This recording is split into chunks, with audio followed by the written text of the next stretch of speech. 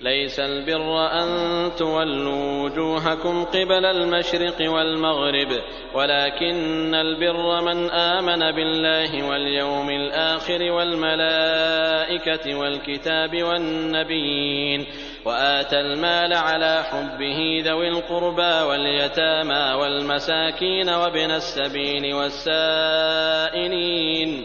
والسائلين وفي الرقاب وأقام الصلاة وآتى الزكاة والموفون بعهدهم إذا عاهدوا والصابرين في البأساء والضراء وحين البأس أولئك الذين صدقوا وأولئك هم المتقون۔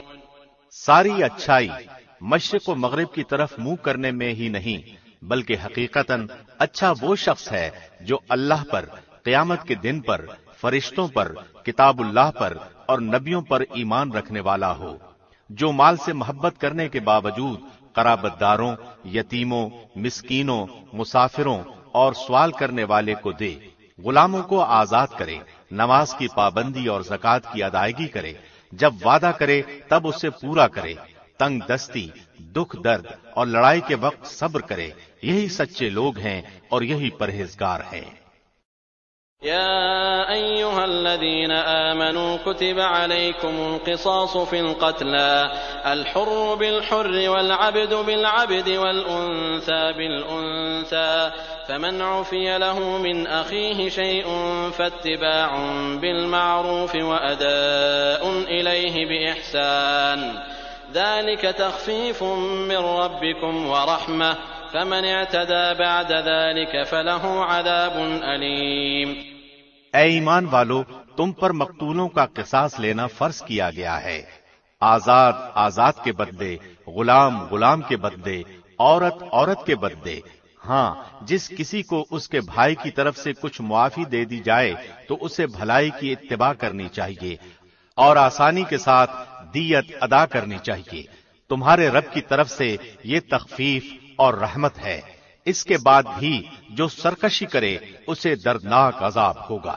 وَلَكُمْ فِي الْقِصَاصِ حَيَاةٌ يَا أُولِي الْأَلْبَابِ لَعَلَّكُمْ تَتَّقُونَ۔ عقل مندو، قصاص میں تمہارے لیے زندگی ہے، اس باعث تم قتل ناحق سے رکو گے۔ كتب عليكم إذا حضر أحدكم الموت إن ترك خيرا الوصية للوالدين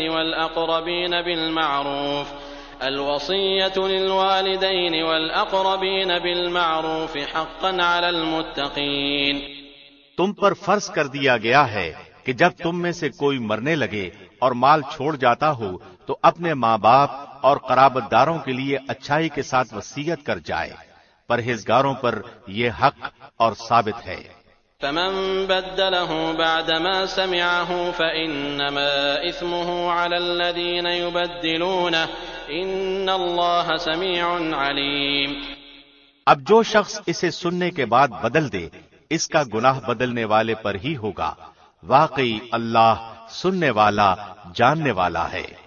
فمن خاف من موص جنفا أو إثما فأصلح بينهم فلا إثم عليه إن الله غفور رحيم۔ ہاں، جو شخص وصیت کرنے والے کی جانبداری یا گناہ کی وصیت کر دینے سے ڈرے پس وہ ان میں آپس میں اصلاح کرا دے تو اس پر گناہ نہیں، اللہ بخشنے والا مہربان ہے۔